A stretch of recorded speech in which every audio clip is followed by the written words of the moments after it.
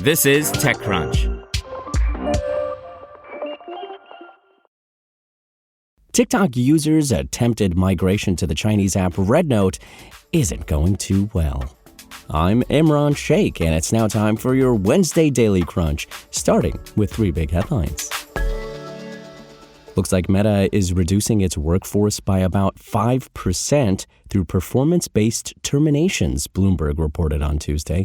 The company plans to hire new people to fill the roles, CEO Mark Zuckerberg said in an internal memo to staff. The Zuck said in the note that he decided to raise the bar on performance management and move out low performers faster.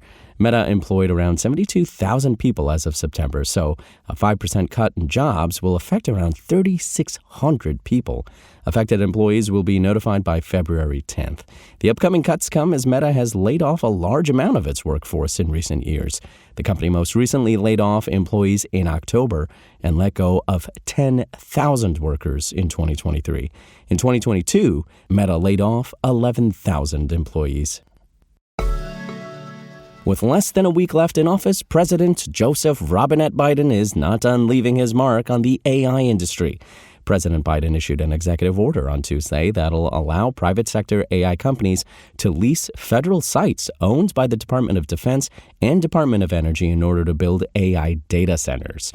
Companies that build data centers on these sites will be required to bring online enough clean energy resources to match the electricity needed to power the data centers.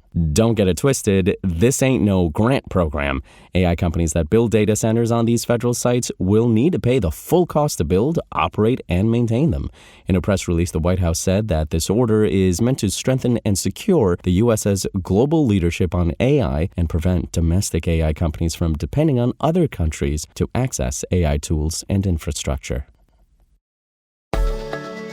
American TikTok users have been thumbing their collective noses at the U.S. government's decision to ban TikTok by spitefully joining another Chinese social media app, RedNote, sending it to the top of the U.S. App Store on Monday. Now, unfortunately, many of those who already made the transition have faced problems with having their accounts suspended and banned for a variety of reasons. You see, initially, RedNote had seemed like a promising alternative to ByteDance's TikTok in terms of the app's functionality, given its focus on short-form video feeds and creator content. However, the app isn't a one-to-one replacement for TikTok, as it's also designed to serve as something of a Chinese Yelp or Google alternative, offering local recommendations and nearby connections in addition to the video feed. Meanwhile, some users who joined RedNote, including popular TikToker, entrepreneur, and former Bravo star Bethany Frankel, found themselves penalized or kicked out entirely after their initial posts on the Chinese app. According to various reports from TikTok users, these bans were due to a number of reasons. Some were penalized because their videos featured the TikTok watermark, which apparently may be an issue on RedNote, they said. Part of the problem is that users are joining the app but are unable to read the community guidelines, which are written in Mandarin. Several TikTok creators said they're trying to appeal their bans, but it's unclear what those efforts will yield. And here's your startup news for the day.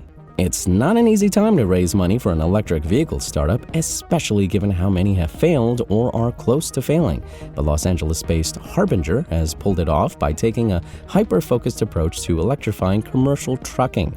The reward is a $100 million Series B, co-led by early Tesla investor Capricorn Investment Group and Leitmotif, a new U.S. fund co-founded by the former M&A head for Volkswagen. Also joining the round were Tiger Global and mobility venture firm Maniv, both of which were existing investors. And the rise of NVIDIA has spurred renewed investor interest in AI chip startups. One of them, Blaze, founded by former Intel engineers, is set to go public on the NASDAQ in a SPAC deal on Tuesday, it announced on Monday. Launched in 2011, Blaze has raised $335 million from investors like Samsung and Mercedes-Benz. Headquartered in El Dorado Hills, California, it focuses on manufacturing AI chips for edge applications. Rather than being mostly used in vast data centers like NVIDIA's, its chips are meant to be integrated into smart products like security cameras, drones, and industrial robots. And that's your Daily Crunch. Today's stories were reported by Aisha Malik, Sean O'Kane, and more beautiful, lovely TechCrunch journalists. We'll see you here tomorrow, same tech time, same Crunch channel. And until then, find us at TechCrunch.com.